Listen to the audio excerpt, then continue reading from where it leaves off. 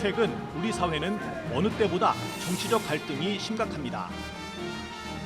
교회 안에서도 정치에 관한 내용을 말하기가 쉽지 않은 상황에서 한 목회자가 정치를 주제로 책을 펴냈습니다. 평촌 새순교회 고성재 목사를 만나 교인들에게 어떤 메시지를 전하고 싶었던 것인지 이야기를 들어봤습니다. 목사님 안녕하세요. 안녕하세요. 언제부턴가 정치적 생각이 다른 이와 대화하는 것이 어려워졌다는 걸 느끼거든요. 네. 특별히 지금은 이 대선을 앞두고 있는 시기이기도 한데요. 네.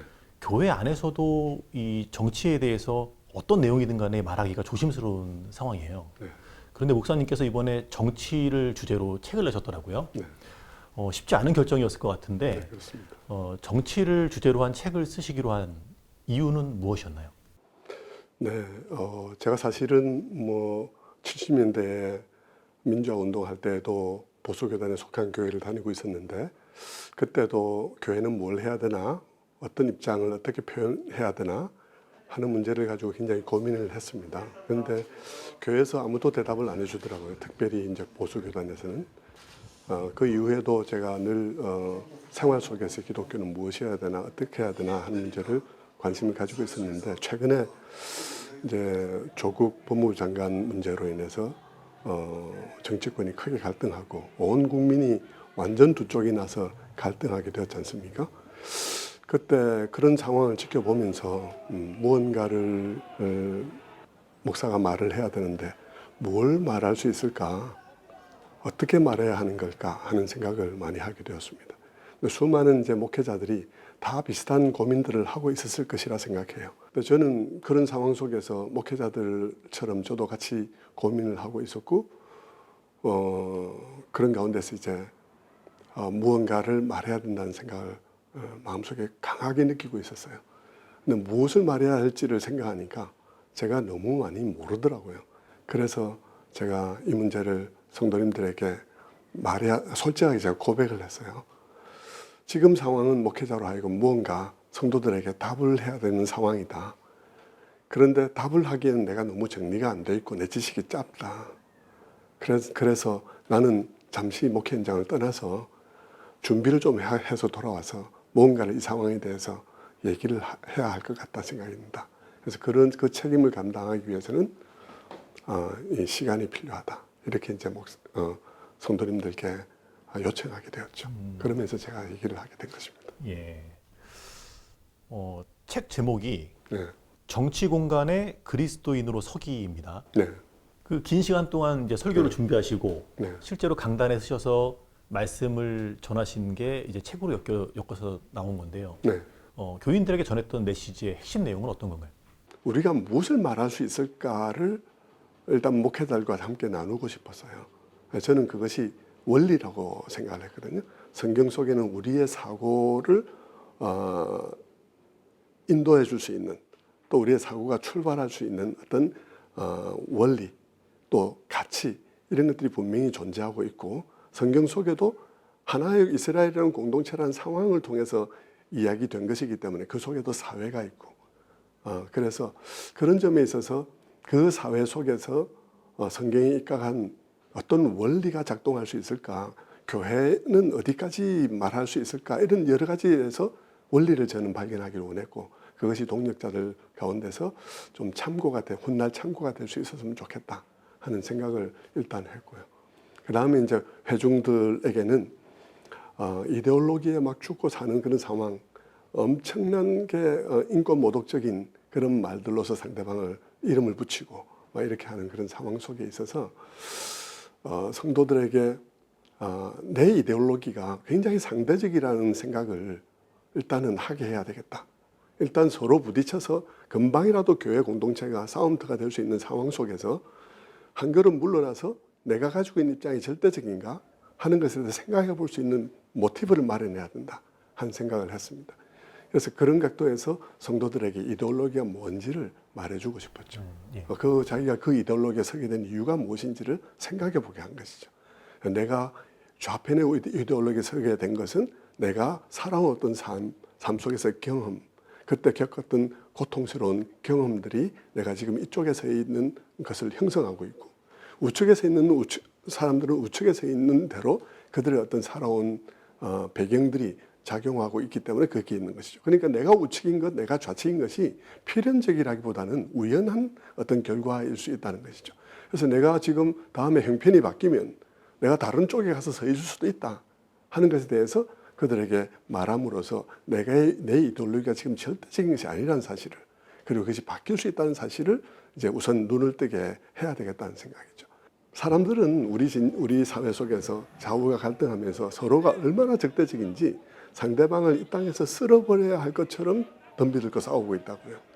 그런데 저는 이제 성도들에게 얘기하기를, 좌측에서 중시하는 가치, 인권과 생명과 이런 부분들, 우측에서 중시하는 가치, 자유와 개인과 이런 창의성과 이런 여러 가지 부분들, 이런 부분들이 다 실제로는 창조 원리에 속한 것이라는 것이죠. 예. 그렇기 때문에 그것은 인간에게 가장 기본적인 것이고, 그것이 타락 이래로 조화를 못 이루고 있는 상황이죠. 그래서 창조의 원리는 그 모든 게 다 포함되어 있는데, 타락 아래에서 이것이 항상 한쪽으로 기울어지고 이쪽으로 갔다가 저쪽으로 갔다가 이러고 있는 상황인 것입니다. 그렇기 때문에 이 모든 가치들은 어느 하나를 완전히 없애버림으로써 누구도 만족할 수 없는 종류의 것이라는 것이죠. 그렇게 보면 양쪽 이 창조에 속한 것이라는 것을 우리가 이해하면 우리가 상대방을 저걸 쓸어버려야 될 존재다 하고 여기지 않게 되는 것이죠. 저쪽에서 주장한 것도 분명히 성경으로부터 나온 가치를 위해서 그러고 있다, 이쪽에도 그렇다라는 생각을 하게 됩니다. 물론 이게 뭐 모든 이슈에 다 그렇다는 말은 아니지만, 특별히 경제적인 이슈, 분배의 측면, 분배로 말미암는 실질적인 자유, 뭐 여러 가지 측면에 있어서, 인권 이런 측면에서 그렇다는 것이죠. 그것을 성도들이 이해하면, 내가 저것을 쓸어버려야 되겠다는 방식으로 접근해서는 안 되겠구나 하는 생각을 하게 된다는 것이죠. 적어도 우리 공동체 속에서는 그런 이해를 갖고 서로 싸우는 게 아니라 이해하고 대화해야 되지 않느냐. 대화가 가능해야 답을 찾을 수 있지. 대화가 안 되고 날마다 전쟁이면 이기는 것만이 답이 되는데, 그러면 답이 안 나오는 것 아닌가 하는 이런 각도에서 성도들에게 계속 설득을 한 것이죠. 예. 그 설교를 들은 교인분들의 반응, 교회 공동체에 어떤 일이 일어나는지 궁금하네요. 네, 실제로 설교를 했을 때 첫날에 굉장히 교인들이 긴장하죠. 제가 볼 때도 긴장감이 쫙 깔려 있는 것을 느낄 수 있었습니다. 근데 첫날 설교를 제가 모든 사람들 다 인정해주는, 모든 진영을 다 인정해주는 얘기를 했거든요. 당신이 거기서 있는 이유가 있는 거다. 당신이 거기서 있는 이유가 있어서 있다. 당신이 신실하게 고민한 끝에 거기 있는 것이고, 당신도 신실하게 고민한 끝에 거기 있는 거다는 얘기를 다 인정해 주면서 이야기를 쭉 풀어갔다고, 이렇게 풀어가니까 교인들이 싹 이 긴장감이 쫙 내려놔지더라고요. 그러면서 교인들이 많이 생각하게 됐습니다. 뭐 그런 얘기들을 해주셨어요.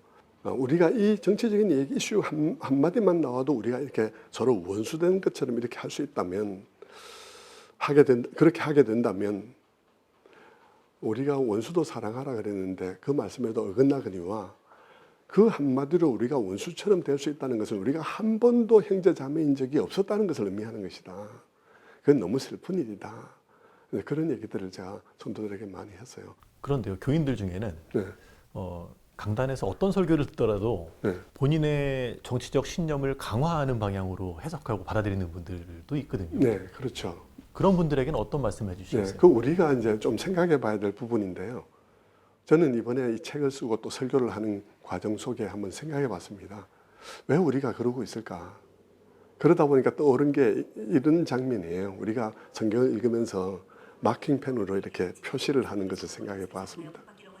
그때 우리가 밑줄 긋는 그 말씀들이 전부 다가 내 마음에 드는 말씀이에요. 내한테 위로가 되거나 그런 말씀들을 밑줄을 그은 것이죠. 그리고 그 다음에 읽을 때는 그 밑줄 그은 것들을 중심으로 또 본단 말입니다.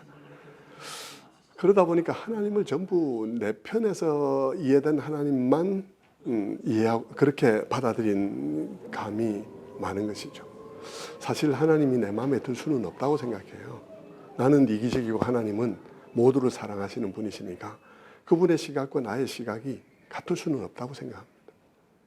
그런 각도에서 우리 자신이 성경적 입장이라고 말하는 내 입장을 돌아봐야 될 필요가 일단 하나 있고요. 두 번째 또 하나 중요한 것은 우리가 하나님 말씀을 통으로 이해하지 않는 습관들이 있다는 것입니다.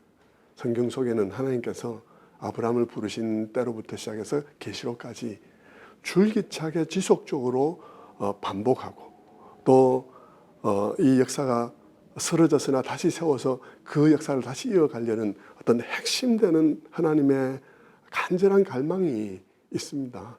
그 갈망에 맞추어서 내가 하나님 말씀을 이해해야 되는 것이지, 내가 감동받은 몇 구절을 가지고 하나님 말씀을 이해하면 절대 안 되는 것이거든요.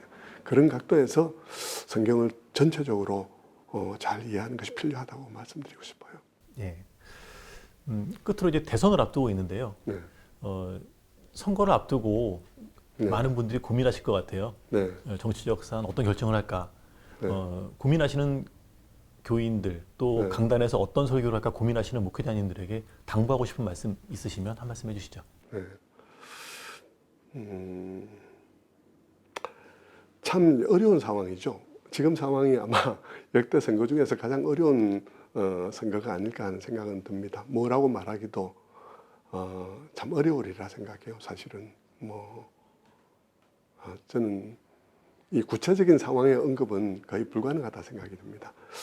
이런 상황에서 목회자가 목회자에게는 교인들에게 최종적인 답을 주려는 설교를 하는 일은 피해야 된다고 생각이 들고요. 지금 이 상황에 당장 어떤 그런 해법을 내놓기는 어렵다고 생각이 들고, 지금은 가치와 원리에 대해서 얘기를 해서 판단을 할 때 좀 기도하면서 곰곰이 그런 가치와 그 말씀 위에 이 현실을 올려놓고 기도할 수 있도록 그 부분에 대해서 제공해 주는 것이 좋지 않을까 생각합니다. 예, 목사님 말씀 감사합니다. 네, 감사합니다.